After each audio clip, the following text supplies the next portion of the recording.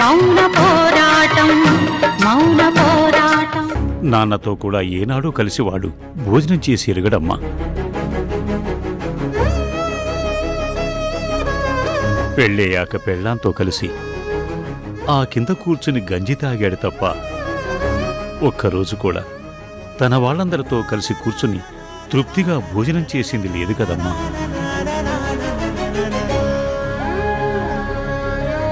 అందరూ ఉన్న ఏకాకి జీవితం అమ్మా నా కొడుకుది.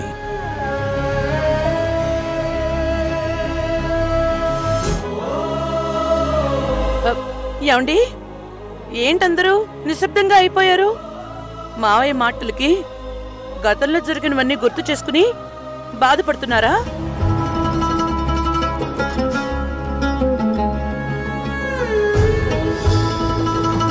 చూడండి, అందరూ ఒకటి గుర్తుపెట్టుకోండి. బాధ కలిగినప్పుడు బాధపడుతూ కూర్చునే వాళ్ళని అమాయకులు అంటారు. కానీ సంతోషంలో ఉన్నప్పుడు కూడా బాధని గుర్తు చేసుకుని మరి బాధపడే వాళ్ళని ఏమంటారో తెలుసా? పిచ్చి వాళ్ళని, మూర్ఖులని. అంటే బాధల్ని పూర్తిగా మర్చిపోమంటావా అమ్మా?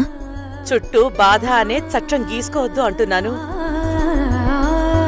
ఎప్పటికీ బాధల్నే తలుచుకుంటూ ఉంటే ఇప్పుడు సంతోషం పోగొట్టుకునే వాళ్ళు అవుతాం అంటున్నాను.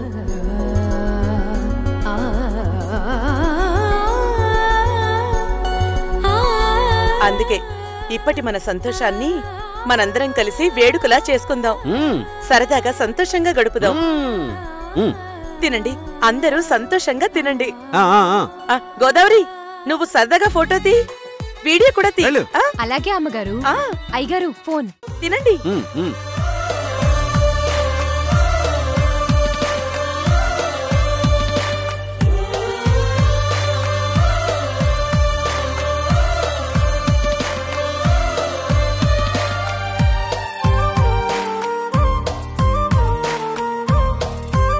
ఇదే శాశ్వతం అవుతుంది కదమ్మా.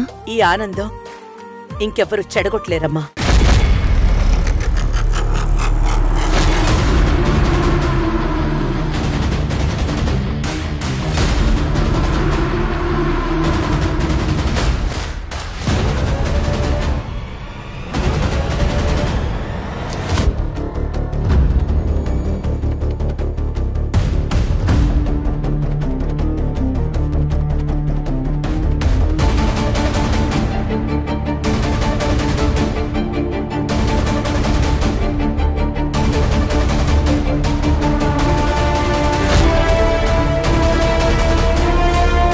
ఇదా మహేంద్ర గారి ఇల్లు. చాలా బాగుంది.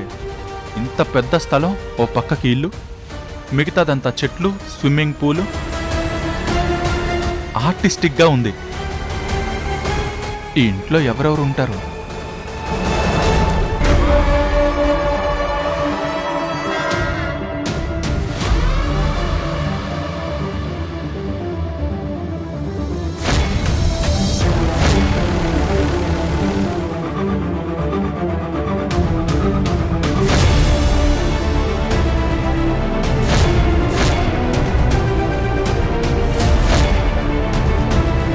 బాగా జానకి, నువ్వు బాగా తిను.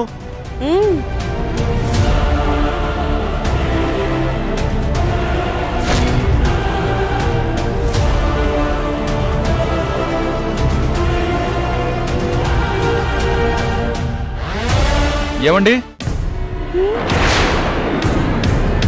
ఏమండి,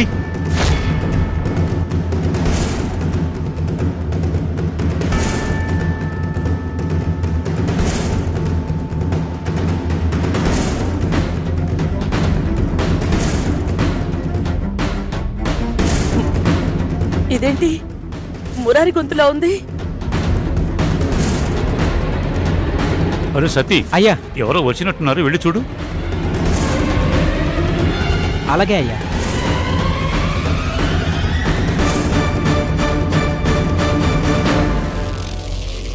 ఎవరండి? నా పేరు మురారి. నేను మహేంద్ర గారిని కలవడానికి వచ్చాను. మురారి ఇక్కడికి వచ్చాడంటే, నన్ను ఇక్కడ చూశాడంటే వెంటనే అమ్మ అనేస్తాడు. మహేంద్ర ఆవిడెవరో అని అడుగుతాడు. వీడేమో మురారి ఈవిడ మా అమ్మ అంటాడు, వీళ్ళు జానకి అంటారు. ఆ తర్వాత మొత్తం మ్యాటర్ అంతా ఒకటే బయటకు వచ్చేస్తుంది. వెంటనే మహేంద్ర విశాలక్షకి బలం వచ్చేస్తుంది. ఈ ఇంటి పరిస్థితి మొదటికొచ్చేస్తుంది. అలా జరగకూడదు, జరగకూడదు. మురారికి నేను కనపడకూడదు.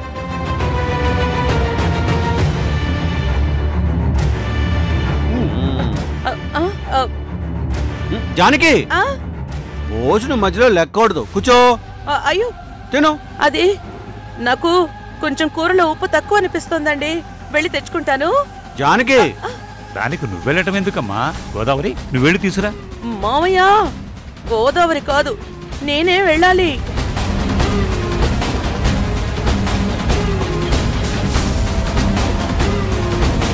జానకి, నువ్వెందుకు వెళ్ళడం? అయ్యో ఏమండి, నాకు కూరలు. అయ్యగారు, ఎవరో మురారి అంటండి, మహేంద్ర గారి కోసం వచ్చారు.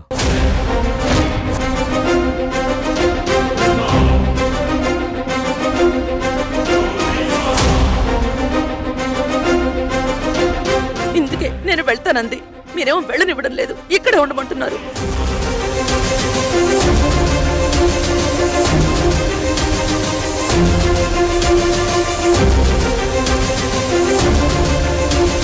ఇదిగో ఈ అబ్బాయే మురారి, ఈ మధ్య మన ఆఫీస్లో ఉద్యోగంలో చేరాడు.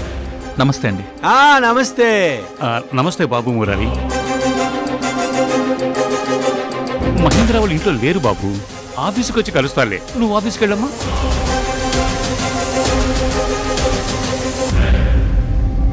అదేంటండి, వాళ్ళ ఇంట్లో లేకపోవడం ఏంటి?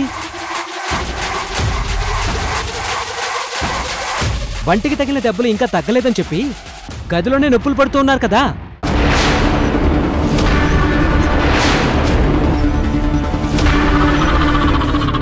అవునా, వాళ్ళు ఇంట్లోనే ఉన్నారా? మరి పొద్దున్నే వాళ్ళు బయటికి వెళ్ళినట్టు గోదా నాతో చెప్పిందే. అయ్యగారు, అది నేను చూశాను, వాళ్ళు బయటికి వెళ్ళడం నేను చూశాను. అసలే వాళ్ళు బయటికి వెళ్ళారో ఇంట్లో ఉన్నారో ఆఫీసుకి వస్తారుగా బాబు, అక్కడే చూసుకో బాబు ఆఫీస్ పనులు. అయ్యో పెద్దయ్య గారు, మహేంద్ర గారికి ఒళ్ళంతా వాచిపోతే ఆఫీస్కి ఎలా వెళ్తారండి? అందుకే ఈయన ఇంటికి రమ్మనుంటారు. సత్తి, నీకు తెలియదురా? ఆ అబ్బాయిని మహేంద్ర ఇంటికి రమ్మంటే నువ్వు ఆఫీస్కి వెళ్ళమంటావిటి? అందులోనూ ఆ అబ్బాయి మనమందరం కలిసి భోంచేస్తున్న టైంకి వచ్చాడు కదా, మరి మనతో కలిసి భోంచేయమని చెప్పాలి కదా నువ్వు. అయ్యో చిన్నయ్య గారు, భోజనమా? తెలియని వ్యక్తికి భోజనం ఏంటి? గోదావరి, తప్పు, అలా అనకూడదు. మనం భోంచేసే టైంకి మన ఇంటికి ఎవరన్నా వస్తే వాళ్ళకి భోజనం పెట్టే పంపించాలని జానకి నాతో చెప్తూ ఉండేది. ఏ జానకి, నువ్వు చెప్పావు కదా?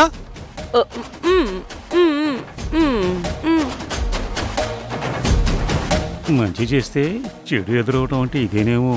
గోదావరి, అలా ఎవరికైనా భోజనం పెడితే బోళ్ళంత పుణ్యం వస్తుందని కూడా చెప్పింది. ఏ జానకి? జానకి అలా చెప్పిందా మీకు? చెప్తారండి, జానకమ్మ గారి మనసు అలాంటిది.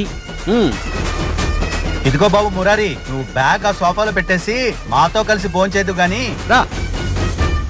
నాకేం వద్దండి, నేను ఆల్రెడీ టిఫిన్ చేసే వచ్చాను. టిఫిన్ చేయడం అంటే అది పొద్దున్నెప్పుడో చేస్తారు, ఇప్పుడు మధ్యాహ్నం అయింది కదా, మరి నువ్వు ఇప్పుడు అన్నం తినవా? రా రా రా రా. ఇప్పుడేం వద్దండి. కొత్త చోటు కదా, బాబుకి మొహమాటం ఎక్కువ అనుకుంటానండి అయ్యగారు, మీరెందుకు ఇబ్బంది పెడతారు?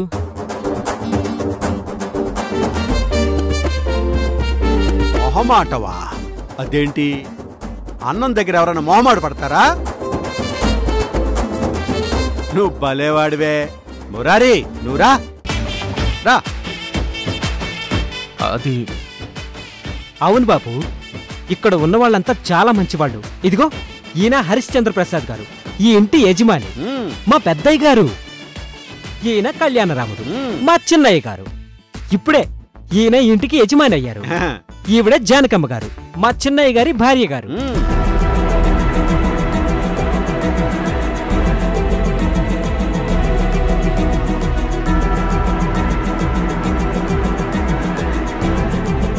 ఇకపోతే ఈవిడ సత్తి, ఆ అబ్బాయి వచ్చింది ఆఫీసు పని మీద, మనందరి పరిచయాల కోసం కాదు, మన ఇంట్లో భోజనం కోసం కూడా కాదు. నాన్న నువ్వు అలా అనుకో. నేను ఇప్పుడు చాలా సంతోషంగా ఉన్నాను కదా, మరి ఇంటికొచ్చిన అతిథికి భోజనం పట్టకుండా ఎలా పంపిస్తాను? మురారి నువ్వు రా.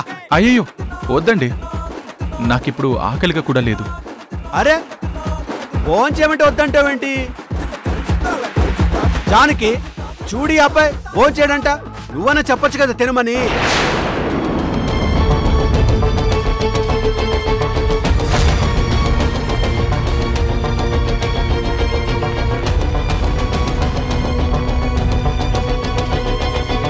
అయినా నువ్వేంటి ఇలా కదలకుండా కూర్చున్నావు? మురారి నేను పిలుస్తుంటే అతను రాను అంటే నువ్వేం మాట్లాడువేంటి? పిలు జానకి. అయ్యో, నా గొంతు వింటే మురారి గుర్తుపట్టేస్తాడే, ఏం చేయాలి? జానకి పిలు. అయ్యో పిలుస్తున్నా బాబు. ఆయన పిలుస్తుంటే రానంటావేంటి? రా బాబు రా.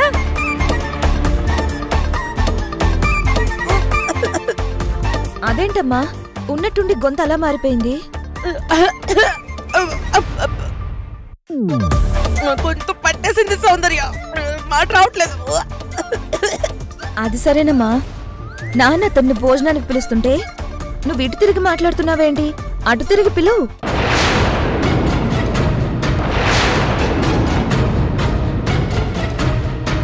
అవును జానకి, నువ్వు ఇటు తిరుగు. వదలరా జానకిని, వదలరా.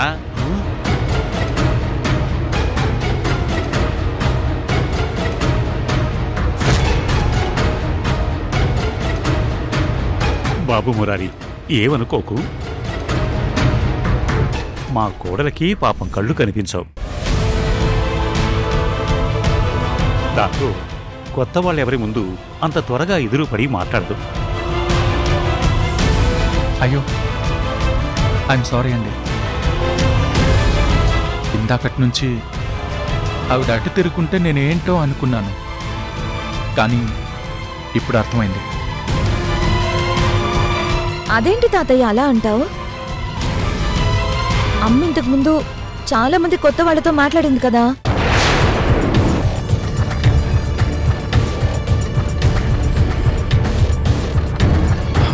ఆవిడ్ని ఇబ్బంది పెట్టకండి. ఇలాంటి పరిస్థితిలో ఉన్న వాళ్ళకి లోపల చాలా ఇన్ఫీరియారిటీ కాంప్లెక్స్ ఉంటుంది. అంత త్వరగా ఎవరితో కలవదు. ఆవిడ్ని అలాగే ఉండనివ్వండి. అమ్మయ్యా, మనుషుల్ని అర్థం చేసుకునే మనస్తత్వం నీకుందిరా. నీ మాటలో నాకు సంతోషం అనిపించాయి. నేను భోజనం చేయను, నాకు నిజంగా ఆకలిగా లేదు. మహేంద్ర గారిని కలిసి నా పని చూసుకుని వెళ్ళిపోతాను. ప్లీజ్ నన్ను ఇబ్బంది పెట్టకండి. సరే నీ ఇష్టం, వెళ్ళి ఆ సోఫాలో కూర్చోను. అయ్యో, మహేంద్ర కిందకొచ్చాక నువ్వు పని చూసుకో. మావయ్య, మహేంద్ర వాళ్ళు కిందకి ఎప్పుడు వస్తారో తెలీదు. పాపం మురారి ఎంతసేపని ఆ సోఫాలో కూర్చుంటాడు? అవునవును, అంతసేపు కూర్చుంటే అందరికీ ఇబ్బందే. రే సత్తి, నువ్వు మురారిని మహేంద్ర దగ్గర తీసుకెళ్ళు. అలాగే అయ్యగారు. బాబు మీరు పైకి పదండి. రండి. సరే రండి.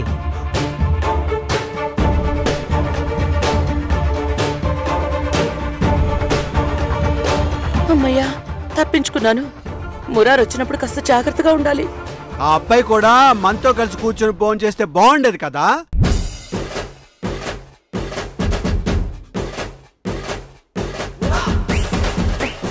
జానకి, ఏమైంది? ఏం లేదు, నాకు కడుపు నిండిపోయింది. అదేంటి అప్పుడే కడుపు నిండిపోయిందా? మరి రోజు గంజి తాగితే సరిపోయేది.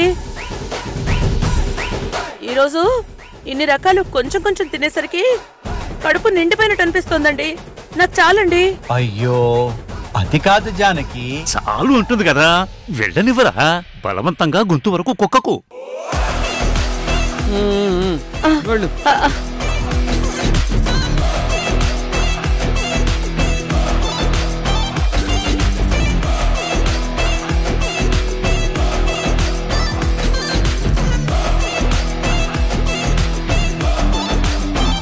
సత్తే తొందరరా, నాన్నకి కోరద్దు గాని. చెప్పు.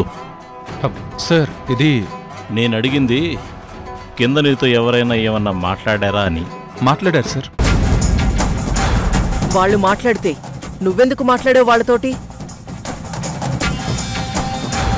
అదేంటి మేడం, ఇంట్లోకి రాగానే ఎదురుగా వాళ్ళున్నారు. నన్ను అడుగుతుంటే నేను సమాధానాలు చెప్పాలి కదా. అసలు మురారిని వీళ్ళెందుకు పిలిపించారు?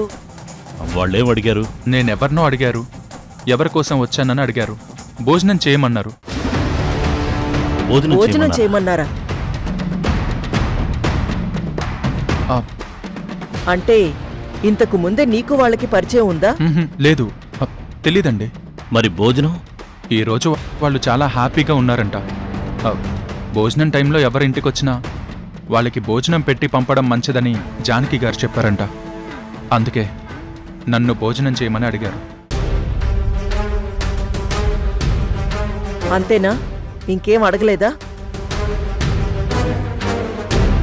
వీళ్ళకి ఇదేం ఇంట్రెస్టు? ఇంకేం అడగలేదు, కానీ వాళ్ళ మాటలో నాకొక విషయం అర్థమైంది. ఏంటది? మీకు ఒంటి నిండా బాగా దెబ్బలు తగిలాయని,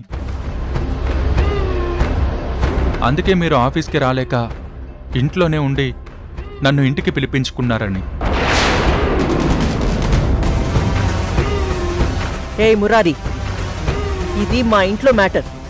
దీని గురించి నీకెందుకు? ఇది నేనేం వాళ్ళని అడిగి తెలుసుకోలేదు మేడం. మీ గురించి అడిగితే మీరు ఇంట్లో లేరనుకున్నారు వాళ్ళు. కానీ మీరు ఇంట్లోనే దెబ్బలతో పాపం నొప్పులు పడుతున్నారని పని వాళ్ళు చెప్పారు.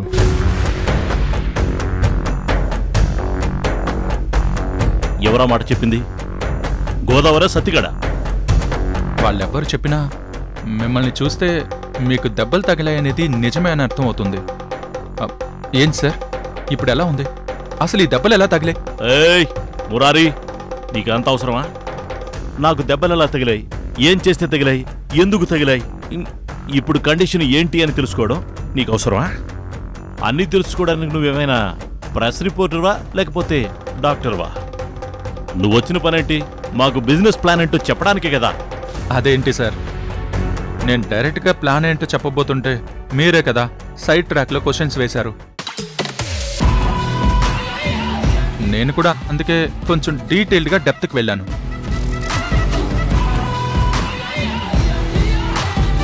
సరే సరే, ఇవన్నీ పక్కన పెట్టి ముందు బిజినెస్ ప్లాన్ ఏంటో చెప్పు. ఓకే అండి. ఒక్క నిమిషం, ముందు ఈ విషయం చెప్పు, తర్వాత ప్లాన్ చెప్పు. ఏంటి సార్? వాళ్ళు నాకు దెబ్బలు తగిలాయని మాత్రమే చెప్పారా, ఎవరన్నా కొట్టారని చెప్పారా? వాళ్ళు చెప్పక్కర్లేదు, మొత్తం నువ్వే చెప్పేసేటట్టున్నావు. ఏంటి సార్, మిమ్మల్ని కొట్టారా? ఎవరు కొట్టారు సార్? ఎందుకు కొట్టారు సార్? ఏయ్, నేను చెప్పానా నన్నెవరైనా కొట్టారని? నన్నెవరైనా కొట్టారని నేను చెప్పానా? మరి నీకెందుకు ఆ విషయం? నన్ను కొట్టేంత దమ్ము ధైర్యం ఉన్న మనిషి ఇక్కడెవరూ లేరు.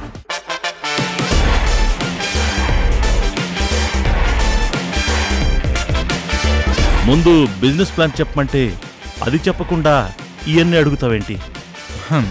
నేను చెప్తుంటే మీరే అడ్డుపడ్డారు కదా సార్. సర్లే, ఇప్పుడు ఇక డౌట్స్ ఏమీ లేవు కదా, ఇక ప్లాన్ చెప్పు. Okay sir.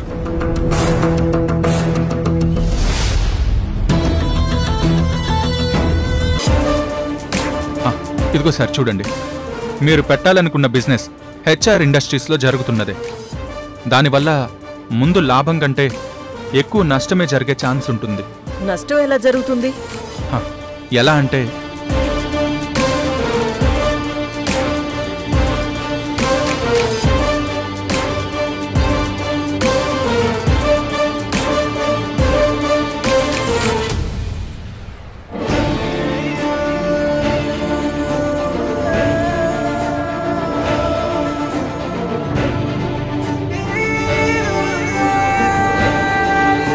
నా కొడుకు ఎంత పెద్దవాడైపోయాడు. పెద్ద పెద్ద బిజినెస్ ప్లాన్లు ఎంత డీటెయిల్డ్ గా ఎక్స్ప్లెయిన్ చేస్తున్నాడు. ఇలా ఉంటుంది మేడం. ఓకే, మరి మేమేం చేస్తే బాగుంటుందనుకుంటున్నాం? హోటల్ బిజినెస్ చేస్తే బాగుంటుంది. హోటల్ బిజినెస్సా? Yes madam. ఈ మధ్య హోటల్ బిజినెస్లో 30% గ్రోత్ ఉంది. అది ఇంకా పెరిగే అవకాశం ఉందని బిజినెస్ ట్రేడర్స్ చెప్తున్నారు. ఇలాంటి టైంలో మీరు డైరెక్ట్గా ల్యాండ్ కొని హోటల్స్ కట్టించడం కంటే సెకండ్ హ్యాండ్ హోటల్స్ని తీసుకుని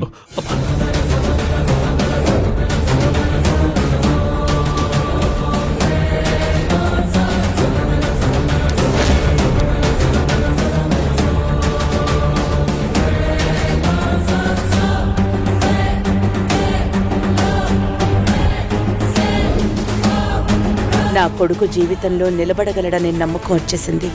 కానీ ఇక్కడ వీళ్ళ దగ్గర కొంచెం జాగ్రత్తగా ఉండమని అవంతికి చెప్పాలి. సువర్ణ దగ్గర ఎలా ఉండాలో చెప్పాలి. అవంతికి మళ్ళీ ఈ విషయం గుర్తు చేయాలి.